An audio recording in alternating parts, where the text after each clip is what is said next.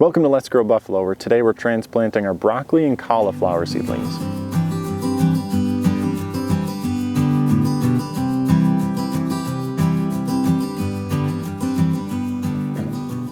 So just like with our other transplanting videos, you don't want to go directly from inside of the house out into the garden. So I ended up potting these up out of the little trays that they were in to slightly bigger pots. They already have potting soil in them, which is going to be a more natural growing medium than the seed starting mix they were originally in.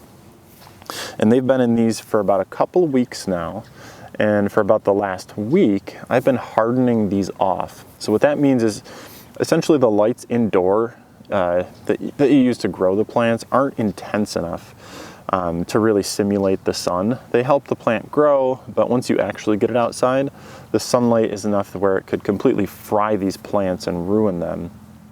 So essentially I left them in the shade, in the partial shade for the first couple days, another 4 or 5 days, kind of working it gradually in and out of direct sunlight. So now that these are hardened off, they're good to be transplanted into the bed. So the bed that I'm using here is a raised bed. It's the same one I used in the onion video. You can go ahead and check that out at the link below. I'm trying to work it in here as a companion plant with the onions. The onion smell should hopefully ward away certain pests. Previous years when I've tried to grow these things, it's been difficult because of the cabbage moths. So there's those little white moths you might see fluttering around the yard. They're a real issue here in this part of my yard. So to make up for it this year, I have a row cover. So essentially, I just took some thin PVC pipe here, bent it over top, and drilled it into the bed itself. And I've got this white sheet that I'm going to be able to bring over top of it too. So it's kind of a nice 1-2 punch between the onions and that to hopefully keep things away from my plants here. So right now in the bed, I'm going to be planting cauliflower on this side and broccoli on the far side. I'm not going to bother showing the broccoli video. It's almost identical. You can follow the same process as I'm going to do with the cauliflower here. So the only difference that you really have to think about is the cauliflower needs a little bit more space. The packet recommends about 18 inches between plants, which is about how I have it spaced right now. You want to be careful where you place it in the bed too.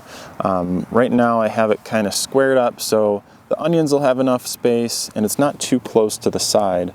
If I was to plant it a few more inches this way, then unfortunately the roots are going to go down and they're going to have to all spread in that direction to get the resources they're looking for, because the side of the bed is essentially going to impede it. So I'm bringing it in a few inches here, probably 8 to 12 inches.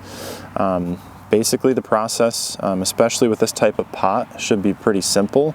The peat pot, or it's basically cardboard, you can rip apart really easily. You don't want to plant that pot into the ground. Even though it is biodegradable, it's not going to break down fast enough. The roots are going to get root bound inside of that pot. So I'm just going to dig a small hole. I'm going to do my best to try and pop that block of dirt out all in one go.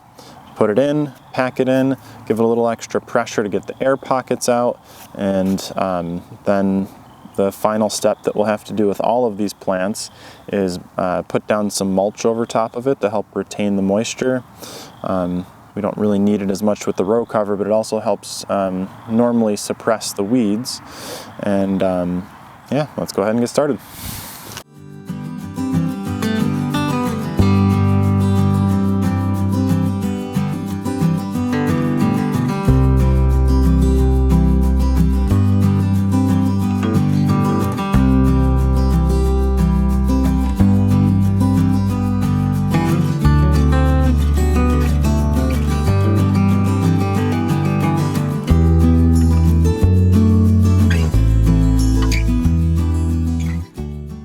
And there you have it.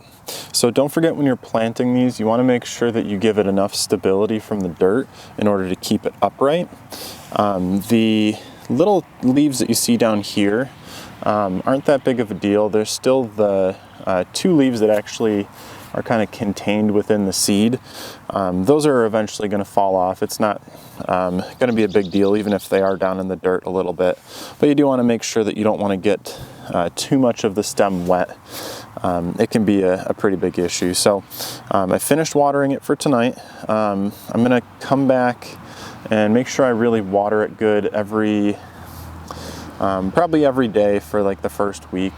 Make sure I give everything in this bed a good amount of water just to make sure it stays established. You saw how much I put on there. It's not drowning it out by any means, but it should give it a nice healthy start. And I'm going to put the row cover on tonight, and that'll be it. So thanks for watching. As always, this stuff is kind of hard.